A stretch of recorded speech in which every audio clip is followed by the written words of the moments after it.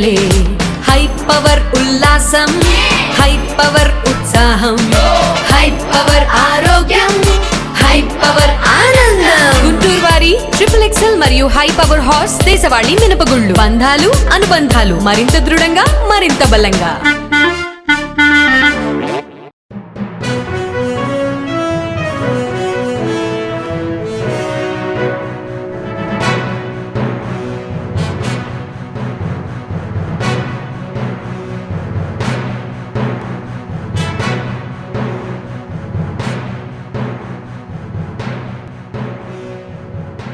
నమస్కారం. NXTG news కి స్వాగతం. ఈనాటి వార్తా విశేషాలు.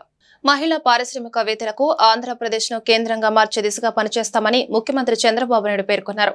మహిళా ఆవిష్కర్తలకు రతన్ టాటా ఇన్నోవేషన్ హబ్ ద్వారా సహాయం అందిస్తామని చెప్పారు. భిన్నంగా ఆలోచించి నిరంతరం నేర్చుకుంటూ మీ లక్ష్యాన్ని సాధించాలని మహిళలకు సీఎం సందేశం ఇచ్చారు.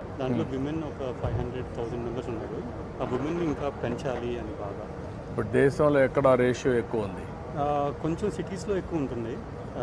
ఇక్కడ సిటీస్లో ఇంకా రాలేదా? ఇంకా రాలేదు. ఇప్పుడు విజయవాడలో సిటీస్ అన్ని ఆల్రెడీ వి ఆర్ ప్రెజెంట్. ఎదమా డిస్ట్రిక్ట్ లెవెల్ సిటీస్ అన్ని ఇప్పుడు ఏపీలో ప్రెజెంట్ ఉన్నారు. కానీ intensity women intensity 5%. What is the flying hours a day? Average ప్రస్తుతానికి మెయిన్ థింగ్ అంటే ఫ్లెక్సిబిలిటీ ఉండటం వల్ల వాళ్ళు ఎప్పుడు కావాలంటే అప్రోచ్ పని చేస్తారు. నేను ఏమంటే అంటే ఆవరేజ్ ఎంత వస్తుంది ఆదాయం? 700-800 రూపీస్ ఎర్నింగ్స్ వస్తుంది per day all the cost. Okay, for a month ఎంత వస్తుంది ఆవరేజ్? 18,000 అది మ్యాక్సిమం? లేదు, యావరేజ్. బట్ వీళ్ళు ఇప్పుడు ఉండే ప్రజెంట్ వేళల్లో ఎంత వస్తుంది? 18,000 దాకా వస్తుంది ఆవరేజ్. హౌ మెనీ మెంబర్స్ అదే 3 lakhs ఉన్నారు ఇప్పుడు? ఇండియా ఆంధ్ర మొత్తం 3 lakhs ఉన్నారు. ఆంధ్ర మొత్తం 3 lakhs ఉన్నారు. ఓకే అమ్మా, బాగా చేయాలి. ఎప్పుడో మీ అందరినీ డ్రైవర్లుగా పెట్టాలని ఆర్టీసీ బస్సుల్లో కండక్టర్లుగా పెట్టేప్పుడు మీకు ఐడియా ఉందా?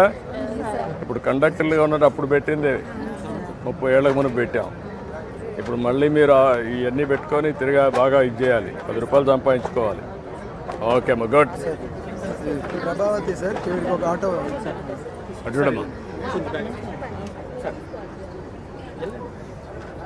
థ్యాంక్ యూ అమ్మా. రండమ్మా. బైక్ ఒకటి బైక్ అమ్మా ఉపయోగించుకొని ధైర్యంగా నడుపుతావా? Okay, good. రండమ్మా. సార్, SLBC నుంచి కోఆర్డినేటర్ వచ్చారు సార్. ఈ పక్క రండి. How are you? ఎక్కువ టోటల్ లోన్ అమౌంట్ సార్ 16.81 రండి. ఇట్రమ్మా, దగ్గర సెంటర్కి రండి. 2-wheeler and 3-wheeler. ఈ ఎంప్లాయ్మెంట్ జనరేషన్కి ఎక్కువ సపోర్ట్ ఇవ్వాలి మీరు. Productive expenditure. Single day we have done sir. అదని అమ్మాయి రండి. ఇట్రా, నువ్వు ఇట్రమ్మా. ఈ పక్క రండి, లేడీస్ రండి. మీరు రండి, లేడీస్ రండి. నా బాగా ఆ పక్క నిలబడుకోండి. అటు నిలబడుకోండి. అటు నిలబడుకోండి. పట్టుకొని చూపిండి, అది కీ పట్టుకొని చూపిండి. ఇటు పట్టుకోమా, అది ఈ పక్క ఈ పక్క తీసుకో. అటు పట్టుకో.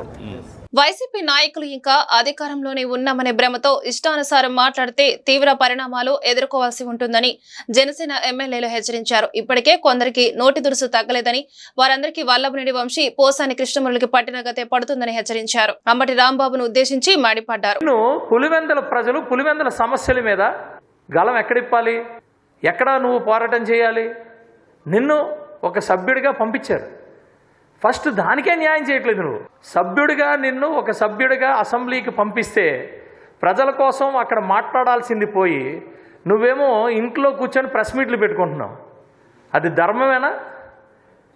అసలు నీ కేఆర్ఏ అంటే ఒక శాసనసభ్యుడికి ఉన్న బాధ్యతలు అవేనా?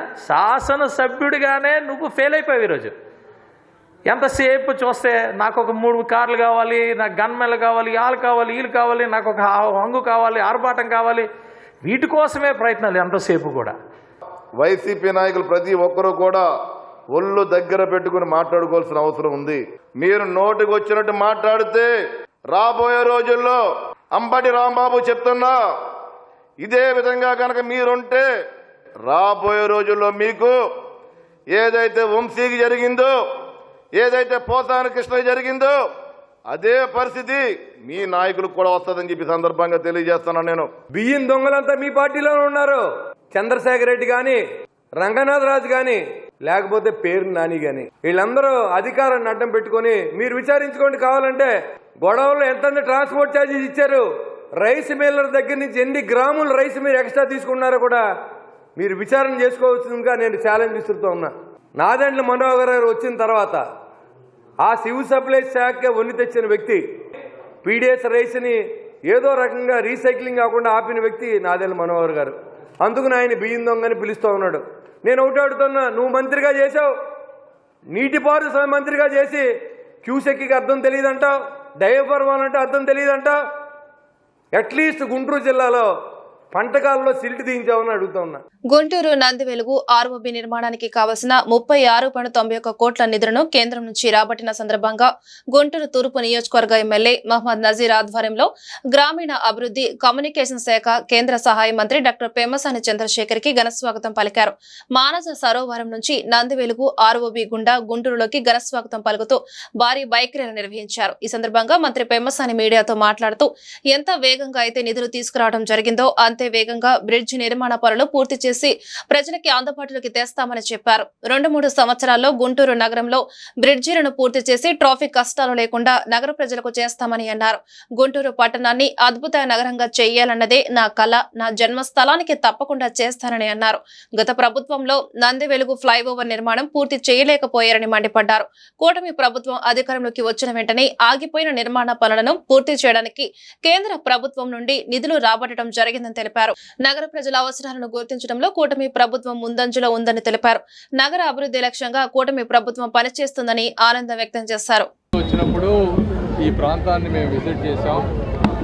నజీర్ గారు చెప్పినట్టు 2014లో శాంక్షన్ అయితే ఆ రోజు తెలుగుదేశం పార్టీ ఉన్నప్పుడు కూడా 2017కి యాక్చువల్గా వర్క్ స్టార్ట్ అయింది. అంటే సమర్థవంతమైన ప్రభుత్వం ఉన్నప్పుడు కూడా ఒక బ్రిడ్జ్ శాంక్షన్ అయితే మున్సిపాలిటీ పర్మిషన్స్ తీసుకొని ల్యాండ్ ఎక్విజిషన్ చేసి అన్ని డిజైన్లు ఫైనలైజ్ చేసి చేయాలంటే 2-3 సంవత్సరాలు పట్టేటువంటి పరిస్థితి. అయితే 2 సంవత్సరాల్లో దాదాపుగా ఫినిష్ చేశారు. అయితే మధ్యలో ఆగిపోవడం వల్ల బ్రిడ్జ్ ఉపయోగం లేకుండా పోయింది. 5 సంవత్సరాల్లో దీనికి 5 ఎక్స్టెన్షన్లు ఇచ్చారు వైఎస్ఆర్ గవర్నమెంట్ ఉన్నప్పుడు. ఆ రోజు చేస్తుంటే 10 కోట్లకు అయిపోయేది పరిస్థితి. కానీ లేట్ చేయడం వల్ల 5 ఏళ్ళు ఇప్పుడు మొత్తం 10 కోట్ల రూపాయలు పెండింగ్ బిల్లులు, రివైజ్డ్ ఎస్టిమేట్స్ చేపిస్తే 27 కోట్ల రూపాయలు వచ్చింది. 36.9 మొత్తం అంటే 26.9 కంప్లీట్ చేయడానికి మీ అందరికీ నేను గుంటూరు ప్రజలందరికీ మాట ఇస్తున్నాం. అదేవిధంగా నజీర్ గారు మల్టిపుల్ టైమ్స్ దీని గురించి మాట్లాడుతూ ఉండేవారు నాతోటి. ముందు కొత్త బ్రిడ్జ్లు అన్నీ తీసుకొని చిన్నది ఆగిపోయిన దాన్ని తర్వాత తీసుకునే దాంట్లో ఒక స్ట్రాటజీ, ఒక ప్లానింగ్ తోటి దీన్ని బడ్జెట్లో ఆఖరికి పెట్టుకున్నాను. సో ఆ బ్రిడ్జ్ శాంక్షన్ అయిన తర్వాత దీన్ని గట్టిగా పుష్ చేసి ఇది కూడా తీసుకొచ్చాం. ఎట్టి పరిస్థితుల్లో ఎంత ఫాస్ట్గా అయితే తీసుకొచ్చామో అంతే ఫాస్ట్గా వీటన్నిటిని నిర్మాణం చేసి వితిన్ 1 to 2 ఇయర్స్లో దాదాపుగా సాధ్యమైన బ్రిడ్జిలు కంప్లీట్ చేసి గుంటూరు ప్రజల ట్రాఫిక్ కష్టాలు తీరుస్తామని మీ అందరికీ కూడా మనస్ఫూర్తిగా తెలియజేసుకుంటా ఉన్నాను. ఇంతకుముందు చెప్పినట్టు ఈరోజు కూటమి ప్రభుత్వం, అక్కడ ఎన్డీఏ, ఇక్కడ చంద్రబాబు నాయుడు గారు, పవన్ కళ్యాణ్ గారు అందరూ సమిష్టి కృషితోటి లోకల్గా ఉన్నటువంటి అధికారులు, అక్కడ ఉన్నటువంటి అధికారులు, మా స్టాఫ్ మెంబర్స్ అందరూ కూడా కష్టపడి ఈ సమిష్టి కృషి వల్ల ఈ బ్రిడ్జ్ అయింది. నా ఒక్కడి వల్ల అయ్యేటువంటి పరిస్థితి కాదు, అందరి ప్రయత్నం ఇది. ఈరోజు అభిమానంతో వీరందరూ ర్యాలీ పెట్టారు. గుంటూరు ప్రజల అభిమానానికి ఎప్పుడు కూడా మేము దాసోహం అయి ఉంటామని, ఇంకా ఎక్కువగా చేస్తామని మీరు వచ్చే 5 సంవత్సరాల్లో చూస్తారు. 50 సంవత్సరాల నుంచి పేరుకుపోయిన ప్రతి గుంటూరులో పనిని కూడా టేకప్ చేసి దానికి ఒక కార్యరూపం తీసుకొచ్చి వచ్చే 5-10 సంవత్సరాల్లో గుంటూరు అద్భుతమైన పట్టణంగా చేయాలనేది నా కళ. ఇది నా జన్మభూమి రుణం తీర్చుకునేటువంటి అవకాశం తప్పకుండా చేస్తాం. Thank you. ఊపిరి పీల్చుకో మహేష్ మధ్య అనేటువంటి విధంగా ఊపిరి పీల్చుకో గుంటూరు నగరం అనేటువంటి కార్యక్రమాన్ని ఈరోజు దాదాపు 10 సంవత్సరాల నుంచి ఇబ్బంది పడుతున్నటువంటి గుంటూరు నగరానికి ముఖద్వారంగా ఉన్నటువంటి నందివెలుగు బ్రిడ్జ్ 2014-19లో గౌరవ ముఖ్యమంత్రి చంద్రబాబు నాయుడు గారు ప్రారంభించినటువంటి బ్రిడ్జిని గత 5 సంవత్సరాల్లో కూడా మట్టి ఏలినటువంటి దౌర్భాగ్య పరిస్థితిలో గత ప్రభుత్వాలు పనిచేసినటువంటి పరిస్థితులు. ఈరోజు ఎన్డీఏ కూటమి ఏర్పడిన తర్వాత గుంటూరు పార్లమెంటు సభ్యుడిగా ఎన్నికైనటువంటి మనందరి ప్రియతమ నాయకుడు గౌరవ కేంద్ర మంత్రివర్యులు పెమ్మసాని చంద్రశేఖర్ గారి ఆలోచన విధానంతో ఆయన సమగ్ర ఆలోచనలతో ఈరోజు ఈ కార్యక్రమం పూర్తి స్థాయిగా పూర్తి చేసుకున్నటువంటి పరిస్థితులు. ముఖ్యంగా 36 కోట్ల రూపాయలు కేంద్రంలో ఉన్నటువంటి రైల్వే అధికారులను మెప్పించి, రైల్వే మంత్రిత్వ శాఖను మెప్పించి గుంటూరు నగరానికి అవసరమైనటువంటి నిధులను తీసుకొని వచ్చి ఆర్ఓబీని కంప్లీట్ చేయడం అనేది చాలా గొప్ప కార్యక్రమం. దీనికి గుంటూరు నగరంలో ఉన్నటువంటి ప్రజలతో పాటు చుట్టుపక్కల ఉన్నటువంటి డెల్టా ప్రాంతానికి ఒక ముఖద్వారంగా ఉన్నటువంటి ఈ నందివెలుగు బ్రిడ్జ్ని గత ప్రభుత్వంలో కనీసం పట్టించుకోకపోవడం చాలా దౌర్భాగ్యం. ఈరోజు గౌరవ ముఖ్యమంత్రి గారికి 2 చేతులెత్తి ఈ కార్యక్రమాన్ని పూర్తి చేసినందుకు ఎన్డీఏ ప్రభుత్వానికి, గౌరవ ముఖ్యమంత్రి గారికి, అలాగే కేంద్ర మంత్రులు పెమ్మసాని చంద్రశేఖర్ గారికి గుంటూరు తూర్పు నియోజకవర్గ ప్రజల తరపున హృదయపూర్వకమైనటువంటి ధన్యవాదాలు తెలుపుతాం. ఎన్ని సవాళ్లు ఎదురైనా డ్వాక్రా, మెప్మా సంఘాలు చెక్కు చెదరకుండా నిలిచాయని ముఖ్యమంత్రి చంద్రబాబు అన్నారు. కోట్ల రుణాలు తీసుకునే స్థాయికి రాష్ట్రంలోని పొదుపు సంఘాల మహిళలు ఎదిగారని ఆనందం వ్యక్తం చేశారు. ప్రకాశం జిల్లా మార్కాపురంలో మహిళలతో ముఖాముఖి నిర్వహించిన సీఎం మహిళల ఆదాయాలు మరింత పెరిగేలా కొన్ని కొత్త విధానాలు తీసుకొస్తామని చంద్రబాబు అన్నారు. 24 సంస్థలతో అవగాహన ఒప్పందాలు కుదుర్చుకున్నామని, వీటి ద్వారా 1,00,000 మందికి ఉపాధి అవకాశాలు ఏర్పడతాయని సీఎం వెల్లడించారు. వీటిలో ఒకటి ర్యాపిడో టాక్సీ ఆలోచన అని సీఎం తెలిపారు. అంతకుముందు డ్వాక్రా సంఘాలు మహిళలు రూపొందించిన ఉత్పత్తుల ప్రదర్శనను సీఎం చంద్రబాబు తిలకించారు. 4 ఆర్గనైజేషన్స్ తో ఎంఓయూలు చేశాం, కొన్ని లక్షల మందికి ఉపాధి కల్పించడానికి. ఇది ప్రారంభం మాత్రం. నేను ఒకప్పుడు డాక్రా ఉమెన్ తయారు చేశాను, మెప్మా ఉమెన్ తయారు చేశాను. అందరూ నన్ను ఆ రోజు ఎగతాళి చేశారు. ఈ ఆడవాళ్ళు ఏం చేస్తారు, ఈయనకు కూడా ఏం పని లేదు, వీళ్ళు అనవసరంగా ప్రోత్సహిస్తున్నాడు అని నన్ను ఎగతాళి చేసిన వాళ్లే. నేను ఒకటి చెప్పాను, మా ఆడబిడ్డల శక్తి మీకు తెలియదు, చూసి చేపిస్తానని చెప్పి ఆ రోజు సవాలు విసిరాను. ఎన్నో ఆర్గనైజేషన్స్ అన్ని పుట్టాయి, మళ్ళీ ఆ ఆర్గనైజేషన్స్ కాలగర్భంలో కలిసిపోయినాయి.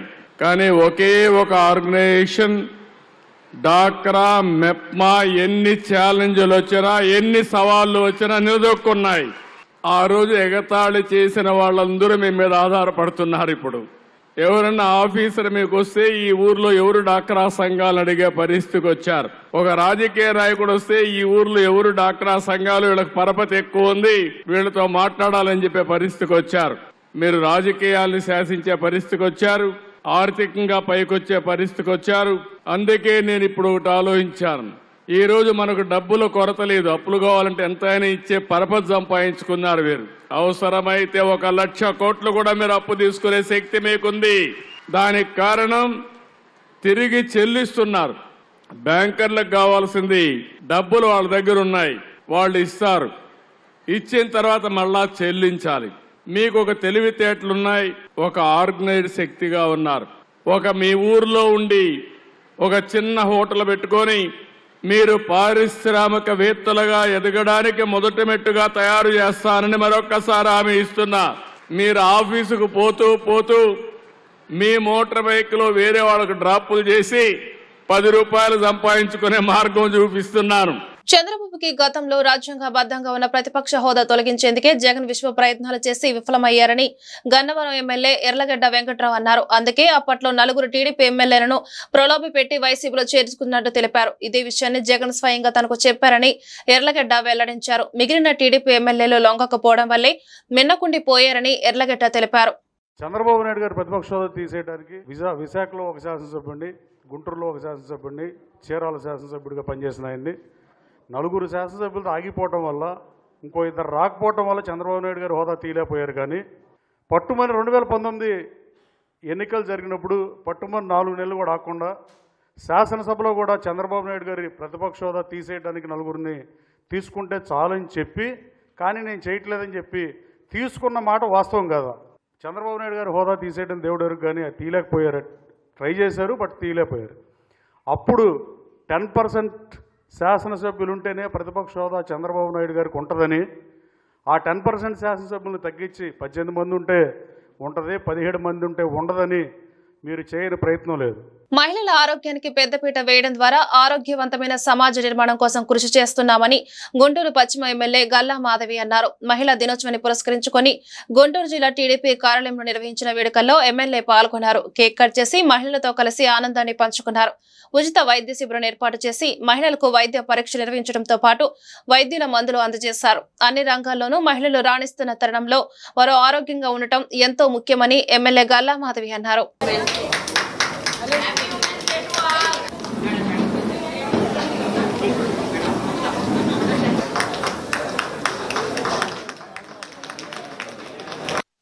ముఖ్యంగా అన్నిటికంటే ముఖ్యమైనది ఆరోగ్యము. మహిళలు చాలా అశ్రద్ధ చేసేది కూడా ఆరోగ్యాన్నే కాబట్టి దాని మీద దృష్టి పెట్టి పశ్చిమ నియోజకవర్గ మహిళలందరూ కూడా ఆరోగ్యంగా ఉండాలి. అప్పుడే ఈ నియోజకవర్గం ఆరోగ్యంగా ఉంటుంది. అది ఆటోమేటిక్గా ఈ రాష్ట్రము ఈ దేశము ఆరోగ్యంగా ఉంటుంది అనే ఒక భావనతో నమ్మకంతో ఈరోజు ఏర్పాటు చేసుకోవడం జరిగింది. చాలా విజయవంతంగా ఇది జరిగింది. రానున్న రోజుల్లో కూడా ఈ నియోజకవర్గం మొత్తం కూడా ఆరోగ్యంగా మార్చే ప్రయత్నం చేస్తాము. సంవత్సరానికి ఒక ఎజెండా పెట్టుకొని ప్రతి ఎజెండాని పూర్తి చేసుకుంటూ మేమందరం ముందుకెళ్తాము. కూటమి ప్రభుత్వం మహిళలకు ఇచ్చిన అన్ని హామీలు నెరవేర్చుతామని మంత్రి నారాయణ చెప్పారు. కాకినాడ గోదావరి కళాక్షేత్రంలో అంతర్జాతీయ మహిళా దినోత్సవ వేడుకల్లో ఆయన పాల్గొన్నారు. ఈ వేడుకలకు స్థానిక ప్రజాప్రతినిధులు, జిల్లా కలెక్టర్, ఎస్పీతో పాటు పెద్ద సంఖ్యలో మహిళలు హాజరయ్యారు. ఆర్టీసీ బస్సుల్లో ఉచిత ప్రయాణం, తల్లికి వందనం నిధులను త్వరలో ఖాతాలో జమ చేస్తామని మంత్రి నారాయణ చెప్పారు. డ్వాక్రా సంఘాలకు 125 కోట్ల రూపాయల చెక్కును పంపిణీ చేశారు. 10 లక్షల కోట్లు అప్పు చేసి వెళ్ళిపోయినా ముఖ్యమంత్రి గారు ఈరోజు ఇబ్బందులున్నా ఎలక్షన్ల ముందు ఏదైతే చెప్పో అది చేయాలని మహిళలకి 3 గ్యాస్ సిలిండర్లు ఉచితం అనేది ఆల్రెడీ ఇంప్లిమెంట్ చేశాం. ఏదైతే మాట ఇచ్చారో దాన్ని ఇంప్లిమెంట్ చేయడం జరిగింది. తర్వాత జిల్లాలో మహిళలకి ఉచిత బస్సు ప్రయాణం అనేది త్వరలో ఇంప్లిమెంట్ చేయబోతున్నారు. దానికి కూడా యాక్చువల్గా ప్రణాళికలు రచిస్తున్నారు. అన్నిటికంటే ఇంపార్టెంట్ పిల్లలు ఎంతమంది పిల్లలు ఉంటే అంతమందికి, ఎంతమంది ఉంటే అంతమందికి 15,000 ఇస్తామని చెప్పడం జరిగింది. దాన్ని మన బడ్జెట్లో కూడా పెట్టేశారు. మే లోపల ఎంతమంది పిల్లలుంటే ఆ తల్లుల అకౌంట్ వేయటం జరుగుతుంది. ఈ అకాడమిక్ ఇయర్ అయిపోయి పిల్లలకి next academic year June 12 start అవుతుంది. ముఖ్యమంత్రి గారు ఒకటే అన్నారు, ఈ అకాడమిక్ ఇయర్ ఇవ్వాలా, నెక్స్ట్ అకాడమిక్ ఇయర్ June 12 అయ్యే లోపల ఇస్తామని మేలో ఇచ్చే విధంగా ఆదేశించారు. మేలో ఎవరి పిల్లలు అయితే చదువుకుంటున్నారో, ఎంతమంది చదువుకుంటున్నారో, 2 కావచ్చు 3 కావచ్చు, వాళ్ళందరికి సంబంధించి తల్లుల అకౌంట్లో అమౌంట్ వేయటం జరుగుతుంది. ఈ విధంగా ఒక్కొక్కటి చేస్తూ ప్రతి మహిళ ఒక పారిశ్రామికవేత్త కావాలి, ప్రతి కుటుంబంలో ఒక మహిళ పారిశ్రామికవేత్త కావాలి. మహిళా అభివృద్ధి శిశు సంక్షేమ శాఖ ఆధ్వర్యంలో బృందావన గార్డెన్స్ లోని ఎన్టీఆర్ స్టేడియం వేదికగా శనివారం అంతర్జాతీయ మహిళా దినోత్సవం జరిగింది. ఈ సందర్భంగా ఏర్పాటు చేసిన పలు స్టాల్స్ ని కేంద్ర సహాయ మంత్రి గుంటూరు ఎంపీ పెమ్మసాని చంద్రశేఖర్ పరిశీలించారు. అనంతరం కలెక్టర్ నాగలక్ష్మి ఇతర ప్రజా ప్రతినిధులతో కలిసి ఉత్తమ మహిళగా గుర్తింపు పొందిన వారిని సత్కరించారు. ఈ సందర్భంగా ఆయన మాట్లాడుతూ ప్రపంచంలో ఎక్కడా చూసినా మహిళల నాయకత్వం మెండుగా ఉందని, నిర్మలా సీతారామన్ వరుసగా 7 సార్లు బడ్జెట్ ప్రవేశపెట్టారని గుర్తు చేశారు. ప్రతి మహిళ కూడా తమ ఇళ్లలో బడ్జెట్ ని ప్రవేశపెట్టి కుటుంబ వ్యవస్థను వృద్ధిలోకి తీసుకుని రావాలని పిలుపునిచ్చారు. ఈ కార్యక్రమంలో ఎస్పీ సతీష్ కుమార్, ఎమ్మెల్యేలు గల్లా మాధవి, నజీర్ అహ్మద్, జీఎంసీ కమిషనర్ పులి శ్రీనివాసులు ఈ వేడుకల్లో పాల్గొన్నారు. వివిధ రంగాల్లో ఉన్నత శిఖరాలు చేరుకొని స్ఫూర్తిదాయకంగా నిలబడినటువంటి నాయకురాలకు గుర్తింపు ఉన్నా లేకున్నా అంకిత భావంతో కుటుంబం మొత్తాన్ని ముందుకు తీసుకువెడుతున్నటువంటి అమ్మలకు, శ్రమజీవులకు ముందుగా మనస్ఫూర్తిగా అభినందనలు, కృతజ్ఞతలు, ధన్యవాదాలు. చాలామంది చెప్పారు ఇప్పటివరకు మహిళలకి ఏమేమి అవసరం అనేది. అయితే ఒక్కసారి చరిత్ర తీసుకుంటే ఒకప్పుడు సతీ సహగమనం నుంచి ఓటు హక్కు గురించి, మహిళల గురించి 100 సంవత్సరాలు పోరాడాల్సినటువంటి పరిస్థితి. ఒకప్పుడు లిటరసీ చదువుకున్న వాళ్ళు 9% ఉండేవాళ్ళు ఒక 30-40 సంవత్సరాల క్రితం. ఈరోజు 70%కు వచ్చారు మహిళలు. అదేవిధంగా ఎక్కడ చూసినా నాయకత్వం కనిపిస్తూ ఉంది. ఈరోజు పార్లమెంటుకు వెళ్తే ఒక నిర్మలా సీతారామన్ గారు 7 సంవత్సరాలు వరుసగా బడ్జెట్ పెట్టినటువంటి వ్యక్తి. ఈ దేశం మొత్తాన్ని తన మేధాశక్తితో కష్టంతో నడుపుతున్నటువంటి గొప్ప నాయకురాలు. అన్ని రంగాల్లో ముందుంటున్నాం మనం. దానికి అనుగుణంగానే ప్రభుత్వాలు మన కోసం కృషి చేస్తున్నాయి. ఈరోజు కేవలం మహిళల కోసం తీసుకుంటే ప్రభుత్వాలు ఎంతో ఖర్చు పెడుతున్నారు. సంక్షేమం కోసం ఖర్చు పెడుతున్నారు, వాళ్ళ అభివృద్ధి కోసం ఖర్చు పెడుతున్నారు. అన్ని రంగాల్లో మనం ముందుకు రాణించాలి అని చెప్పి ప్రభుత్వాలు, సంఘాలు, సంఘ సంస్కర్తలు ఎన్నో రకాలుగా మన కోసం చాలా కృషి చేస్తున్నారు. మరి ఇటు మన భద్రత కోసం పోరాడుతూ ఉన్నారు, మన హక్కుల కోసం నిలబడుతూ ఉన్నారు. అన్నీ బాగున్నాయి. అయితే మన కోసం మనం ఏం చేస్తున్నాం? ఆడవారు ఏం ఆలోచిస్తున్నారు? అన్ని రంగాల్లో ఉన్న మన గురించి మనం ఆలోచిస్తున్నామా లేదా అన్నది చాలా ముఖ్యమైన విషయం ఈరోజు. మరి డాక్టర్లుగా, ఎంటర్ప్రీనర్స్గా, లాయర్స్గా ఇన్ని రంగాల్లో మనదైన శైలితో మనదైన ముద్ర వేసుకుని ముందుకు వెళ్తున్నప్పుడు మరి ఇంట్లో మొదటి గురువుగా అధికార యంత్రాంగానికి, అలాగే ఇక్కడికి ఇచ్చేసినటువంటి మహిళలకు, వేదిక మీద ఉన్నటువంటి పెద్దలు, గుంటూరు పార్లమెంట్ సభ్యులు, కేంద్ర మంత్రివర్యులు పెమ్మసాని చంద్రశేఖర్ గారికి, కలెక్టర్ గారికి, అలాగే సోదరిమణి శాసనసభ్యులు మాధవి గారికి, అలాగే వేదిక మీద ఉన్నటువంటి ఎస్పీ గారికి, అలాగే యశ్రత్నం గారికి, కమిషనర్ గారికి, అడిషనల్ కమిషనర్ గారికి, డిప్యూటీ మేయర్ గారికి, అలాగే చైర్మన్స్కి, మిగతా పెద్దల కార్పొరేటర్స్కి అందరికీ కూడా, మీడియా మిత్రులకు హృదయపూర్వకమైనటువంటి నమస్కారాలు. అలాగే మహిళలకు ఇక్కడికి పెద్ద ఎత్తున విచ్చేసినటువంటి ప్రతి ఒక్కరు కూడా మహిళా దినోత్సవ శుభాకాంక్షలు. ఈరోజు చాలా గొప్ప దినం. ఎందుకంటే సృష్టికి మూల కారణమైనటువంటి మహిళను గౌరవించుకోవడం మనందరి సాంప్రదాయం. ఎంతో గొప్ప మనసుతో ఒక తల్లిగా, ఒక చెల్లిగా అన్ని విధాలకు కూడా సహాయ సహకారాలు అందిస్తూ తన భాగస్వామ్యంతో ఒక మనిషిని ముందుకు తీసుకుని వెళ్ళేటువంటి క్రమంలో మహిళల పాత్ర చాలా ఉన్నతమైనటువంటి పాత్ర. అటువంటి పాత్రతో పాటు ఈరోజు సమాజంలో వస్తున్నటువంటి మార్పులు మనందరం కూడా గమనిస్తూ ఉన్నాం. కేవలం గృహానికే సంబంధించినటువంటి అంశాల్లోనే కాకుండా జీవితాన్ని మరుగైనటువంటి జీవితం కోసం ప్రయత్నించేటువంటి అంశాల్లో కూడా ఈరోజు మహిళలు సమానమైనటువంటి భాగస్వామ్యం చేస్తున్నటువంటి పరిస్థితులు ఉన్నాయి. ఇవాళ అంతర్జాతీయ మహిళా దినోత్సవం సందర్భంగా ముందుగా ఈ కార్యక్రమానికి వచ్చేసిన కేంద్ర మంత్రివర్యులకి, ఈ వెస్ట్ ఎమ్మెల్యే గారికి, ఈస్ట్ ఎమ్మెల్యే గారికి, గౌరవనీయుల ఎమ్మెల్సీ గారికి, వేదిక పైన ఉన్న చైర్పర్సన్స్, డిప్యూటీ మేయర్స్, కార్పొరేటర్స్, అందరు అతిథులకి, ముఖ్యంగా ఈ ప్రోగ్రాంలో పాల్గొనాలని చాలా ఎక్కువ మంది, ఎక్కువ సంఖ్యలో వచ్చిన మహిళలు, మీడియా మిత్రులు, జిల్లా అధికారులు అందరికీ కూడా నమస్కారం. మనకి ముందుగా మీ అందరికీ కూడా అంతర్జాతీయ మహిళా దినోత్సవం సందర్భంగా శుభాకాంక్షలు. ఇవాళ ముందుగా నేను ఇంకేదైనా మెసేజ్ ఇచ్చే ముందు రాష్ట్ర ప్రభుత్వం మహిళల కోసము ప్రతి ఒక్క డిపార్ట్మెంట్లో కూడా చేపట్టే ప్రతి కార్యక్రమంని కూడా మీ ముందు ఉంచుతాను. ముందుగా చూస్తే మనకి మహిళల కోసము మహిళల్ని కలుపుకొని వెళ్ళే 2 మేజర్ డిపార్ట్మెంట్స్, రూరల్ ఏరియాలో సర్పు, అర్బన్ ఏరియాలో మెప్మా. సో ఈ డిపార్ట్మెంట్స్లో మనకి ముందు నుంచి స్వయం సహాయక సంఘాలని ఏర్పాటు చేసి వాళ్ళకి రుణం అనేది అందించి డే అనేది నేను ఉమెన్ సెక్యూరిటీగా భావిస్తాను. నేను పోలీస్ తరపు నుంచి మాట్లాడుతున్నాను కాబట్టి 2 పాయింట్ ఉమెన్ సెక్యూరిటీలో మీరు చాలా గుర్తు పెట్టుకోవాల్సిన పాయింట్ 2 పాయింట్. ఒకటి, మహిళకి జరుగుతున్న నేరం పాక్సో కేసు అంటే మీకు అందరికి ఇప్పుడు ఇక్కడ ఉన్న 80% ఆఫ్ ద ఇక్కడ వచ్చిన వాళ్ళందరికీ పాక్సో కేసు అంటే ఏమని తెలుసు. పాక్సో కేసు అంటే ఏంటి? 18 సంవత్సరానికి లోపలికి ఉన్న ఆడవాళ్ళనా ఉండొచ్చు, మగవాడినా ఉండొచ్చు, వాళ్ళకి జరుగుతున్న సెక్షువల్ అఫెన్సెస్ అనేది పాక్సో కేసు. దానికి స్పెషల్ యాక్ట్ ఒకటి వచ్చిందనమాట, వాళ్ళకి త్వరగా న్యాయం జరుగుతున్నట్టు. ఆ పాక్సో కేసు ఉండొచ్చు, లేకపోతే రేప్ కేసెస్ ఉండొచ్చు. జరుగుతున్న నేరాల్లో 90% ఆఫ్ ద అఫెన్సెస్ అన్నీ కూడా మీకు తెలిసిన వాళ్ళతో పాటే జరుగుతుంది. సింపుల్. ఇంట్లో ఉన్నవాడు, దీంట్లో ఫాదర్ కూడా ఇన్వాల్వ్ అవుతున్నారు.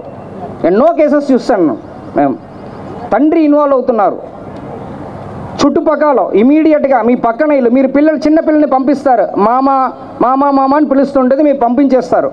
మీరు 4 గంటలు 3 గంటలు మీరు ఏం పట్టించుకోరు. పక్కన ఉన్న వాళ్ళు మీ బంధువులు, చిన్నమామ ఉండొచ్చు, పెద్దమామ ఉండొచ్చు, 90% ఆఫ్ ద క్రైమ్స్ జరుగుతున్నది ఓన్లీ తెలిసిన వాళ్ళు మా ద్వారా మాత్రమే జరుగుతుంది. కానీ బయటకు నుంచి ఎవరో వచ్చి దొంగతనం చేస్తుంటున్న కానీ చంపేయడంలా అంటే అదర్ క్రైమ్స్ జరుగుతున్నట్టు బయట వాళ్ళు వచ్చి ఎవరు ఈ క్రైమ్స్ని చెయ్యట్లేదు. ఇది మీరు ఒక్కటి గుర్తు పెట్టుకున్నారంటే ఆడవాళ్ళ పైన జరుగుతున్న అఫెన్సెస్ 90% తగ్గిపోతాయి.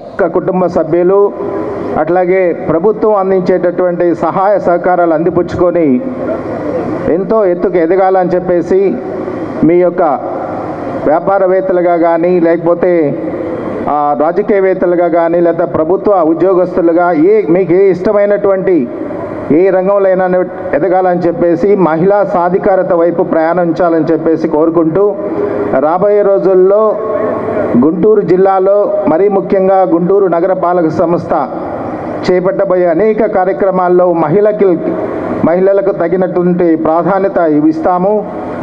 ఇచ్చి మీ చేతనే కొన్ని ప్రోగ్రామ్స్ ఇంప్లిమెంట్ చేసే విధంగా మీ యొక్క భాగస్వామ్యం తీసుకొని ముందుకెళ్తామని తెలియజేసుకుంటూ గారు, ఎస్పీ గారు, మరి కార్పొరేషన్ చైర్మన్ గారు, కోటేశ్వరరావు గారు, మన్నవర కృష్ణమోహన్ గారు, కమిషనర్ గారు, వేదిక మీద ఉన్న కార్పొరేటర్స్, వేదిక మీద ఉన్న అక్కా చెల్లెళ్ళు, ఈ రోజున ప్రపంచ మహిళా దినోత్సవం సందర్భంగా మహిళలందరికీ, సోదరిమణులందరికీ కూడా శుభాకాంక్షలు తెలియపరుస్తూ ఈ సందర్భంగా మరి ఒకటే గుర్తు చేస్తున్నాను. ఒకప్పుడు మహిళలు వంటింటికి పరిమితమని ఉండేవాళ్ళు. 5.5 కోట్ల రూపాయలతో నిర్మాణం పూర్తి చేసుకున్న 3 వంతెనల రైల్వే బ్రిడ్జిని ప్రారంభించిన కేంద్ర సహాయ మంత్రి డాక్టర్ పెమ్మసాని చంద్రశేఖర్. ఈ కార్యక్రమంలో ఎమ్మెల్యేలు గల్లా మాధవి, మహమ్మద్ నజీర్, నగర కమిషనర్ పులి శ్రీనివాసులు, మన్నవ మోహన కృష్ణ, డేగల ప్రభాకర్, గాదె వెంకటేశ్వరరావు, పలువురు కార్పొరేటర్లు, తెలుగుదేశం పార్టీ ముఖ్య నాయకులు, కార్యకర్తలు, అభిమానులు పాల్గొన్నారు. ఈ సందర్భంగా పెమ్మసాని మీడియాతో మాట్లాడుతూ నగరంలో ట్రాఫిక్ సమస్యలు లేకుండా చేయడానికి 5.5 కోట్ల రూపాయల వ్యయంతో 3 వంతెనల రైల్వే బ్రిడ్జి పూర్తి చేశామని చెప్పారు. ఏప్రిల్ నెలలో శంకర విలాస్ బ్రిడ్జి నిర్మాణ పనులు ప్రారంభమవుతాయని తెలిపారు. ట్రాఫిక్ సమస్య లేకుండా ట్రాఫిక్ డైవర్షన్ కి ఈ 3 రైల్వే బ్రిడ్జి ఉపయోగపడుతుందని అన్నారు. ఇంతకుముందు గుంటూరులో 2 లేన్లే ఉండే రైల్వే లైన్లు, వీటిని 4 లేన్లు చేయబోతా ఉన్నారు. ఒకప్పుడు పెద్ద ట్రైన్లు అంటే 25 బోగీల కంటే ఎక్కువ ఉండేవి, ఒక 2 స్టేషన్ల మీదే ఒకే టైంలో ఆగాయి. దాంతో ట్రైన్లు టైమింగు డిలే అవటము, నంబర్ ఆఫ్ ట్రైన్స్ ఇక్కడ లేనటువంటి పరిస్థితి. ఇప్పుడు ఈ 3 వంతెనల బ్రిడ్జ్ చేయడం వల్ల మనకు ప్లాట్ఫామ్ పెరుగుతుంది. పెరగడంతో 4 లేన్లు వస్తాయి. సో ఎక్కువ లాంగ్ ట్రైన్స్ అన్నీ కూడా ప్లాట్ఫామ్ మీద ఆగి టైమింగ్ కరెక్ట్గా వచ్చే విధంగా ఉపయోగపడుతుంది. అందుకని అది ఒకటి ఉపయోగం. రెండోది, రేపు శంకర విలాస్ బ్రిడ్జి ఏప్రిల్లో స్టార్ట్ చేసినప్పుడు ట్రాఫిక్ డైవర్షన్కి మనకు కావాలి. అందులో ఇది ఒక ప్రత్యామ్నాయ మార్గం. కాబట్టి దీన్ని కూడా దృష్టిలో పెట్టుకొని సాధ్యమైనంత ఫాస్ట్గా చేయాలని నిర్ణయించాం. అయితే అనుకున్న దానికంటే 1 నెల లేట్ అయింది. ఎందుకంటే ఎప్పుడూ 60 సంవత్సరాల క్రితం వేసినటువంటి పైప్ లైను తెలియకపోవడం వల్ల అది బ్రేక్ అయ్యి కొద్దిగా లేట్ అయింది. బట్ ఏదేమైనప్పటికీ చాలా నీట్గా చేశారు, సుందరంగా చేశారు. పూర్తిగా 60 ఫీట్ రోడ్ని, అలాగే వెంట్ 50 ఫీట్ ఉంది. ఈ రెండింటి మధ్యలో ఉన్నటువంటి అప్రోచ్ రోడ్ని కూడా పూర్తిగా డెవలప్ చేస్తూ దీన్ని కూడా ఆల్మోస్ట్ 50 ఫీట్ చేసేటువంటి ప్రణాళికలతో ఈ కార్యక్రమాన్ని తీసుకోవడం జరుగుతుంది. 5.5 కోట్ల రూపాయలతో రైల్వే అధికారులు ఇప్పటికే చాలా వరకు పూర్తి చేశారు. ఇంకొన్న చిన్న చిన్న పనులు ఉన్నాయి.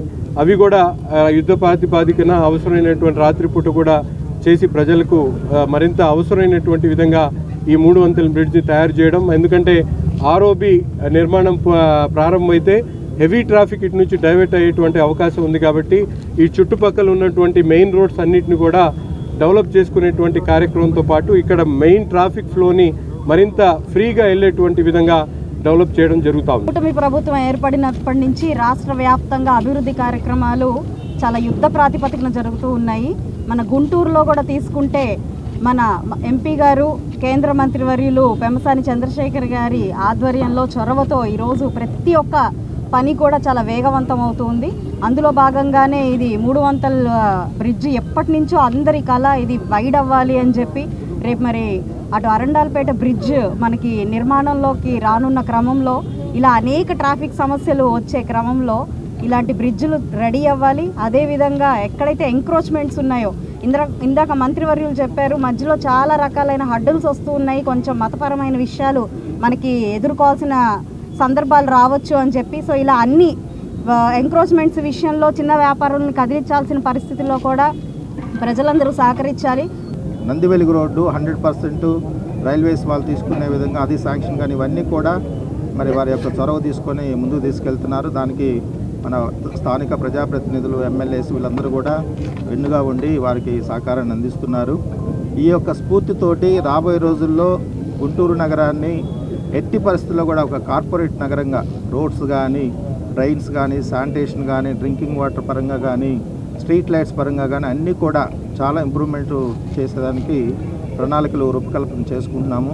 దీనికి ఏంటంటే ప్రజలు సహకరించాలి ఫస్ట్, తర్వాత లోకల్గా ఉన్నటువంటి ప్రజాప్రతినిధులు సహకారము అందించినట్లయితే తప్పకుండా తీసుకెళ్ళడానికి. ఎందుకంటే ఇక్కడ ఉన్నటువంటి ఎమ్మెల్యేస్ ఇద్దరు కూడా యంగ్స్టర్స్ కొత్తగా వచ్చారు, వాళ్ళు చేయాలనే తపనతో ఉన్నారు.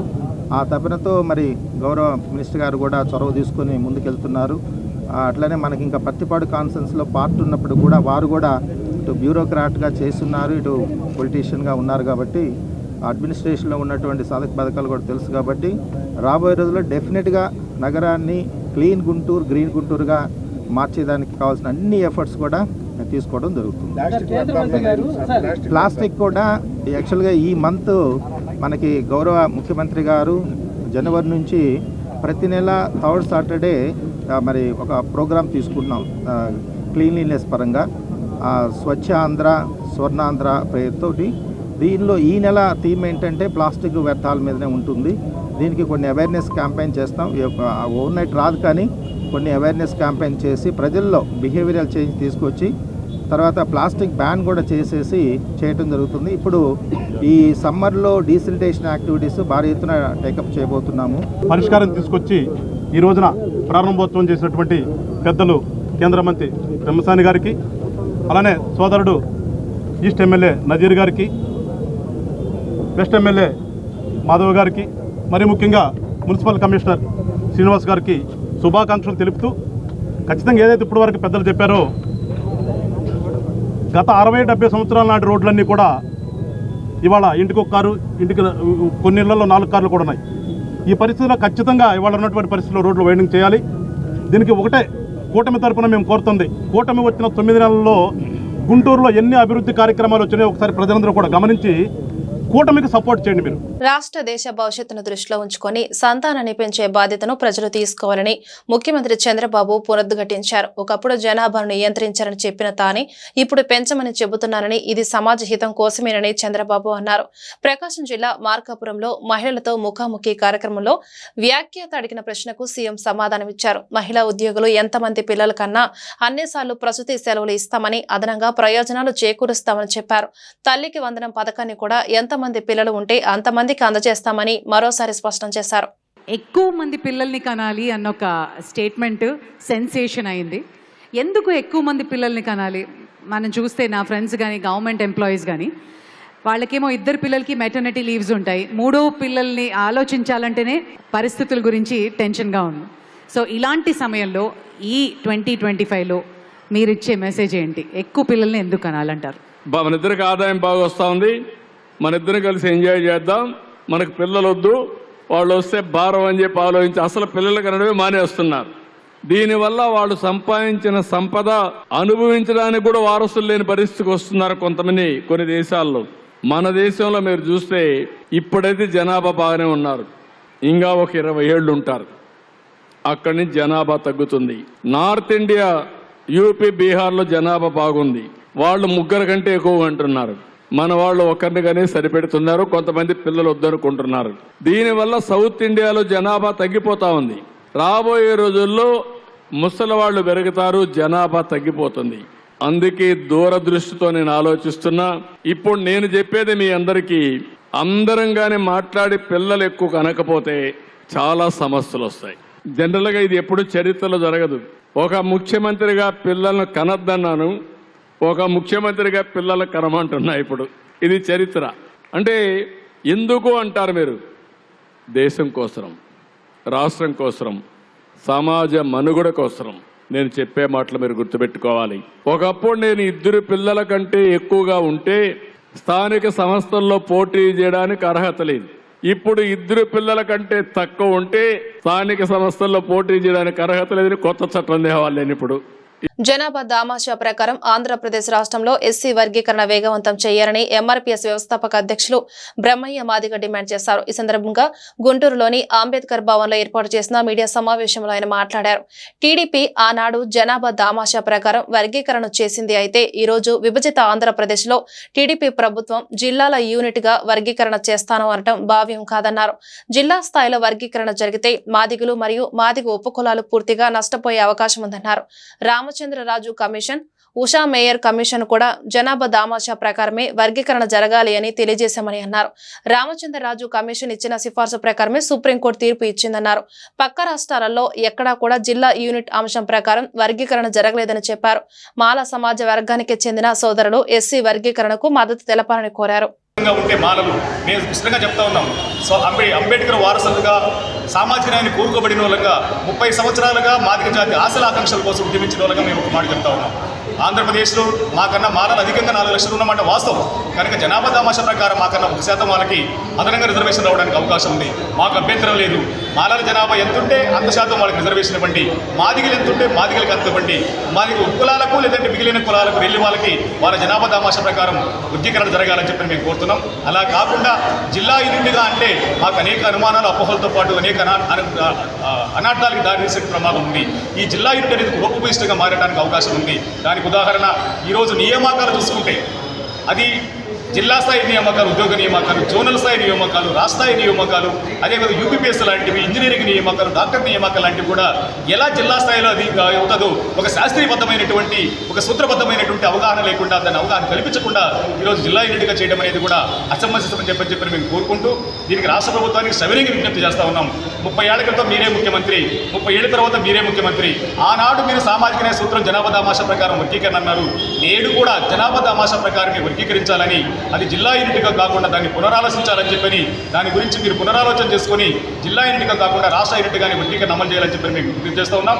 దానికోసం కమిషన్ నివేదిక మేము కోరుకుంటున్నాం. జనాభా దామాషా ప్రకారం వస్తుంది. కారణం ఏంటంటే ఈరోజు సుప్రీంకోర్టు తీర్పు ఇచ్చినటువంటి తీర్పు ప్రామాణికంగా తీసుకుంటే ఎంపైరికల్ డేటా ప్రకారం అంటే అక్కడ ఉండబడినటువంటి ఎస్సీల జనాభాలు వాళ్ళ సామాజిక, ఆర్థిక, రాజకీయ, విద్యా, ఉద్యోగ రంగాల్లో ఉండబడే స్థితిగతులను అధ్యయనం చేసి ఆ వెనకబడతనాన్ని గుర్తించి వాళ్ళకి రిజర్వేషన్లు కేటాయించాలని చెప్పి సుప్రీంకోర్టు చెప్పిన దానికి అనుగుణంగా ఈరోజు తెలంగాణ గవర్నమెంట్ ముందుకెళ్ళింది. మేము ధన్యవాదాలు తెలియజేస్తున్నాం. అదేవిధంగా ఆంధ్రప్రదేశ్ గవర్నమెంట్ కూడా పోవాలని కోరుకుంటున్నాం. అంటే ఆంధ్రప్రదేశ్ వర్గీకరణకి మూలం కాబట్టి ఆంధ్రప్రదేశ్ కూడా ఆ విధంగా జరగాలని కోరుతున్నాం. అదేవిధంగా ఒకసారి మీరు గమనిస్తే వర్గీకరణ ఈరోజు పంజాబ్లోను, హర్యానాలో అమలవుతుంది. అక్కడ జిల్లా యూనిట్ లేదు.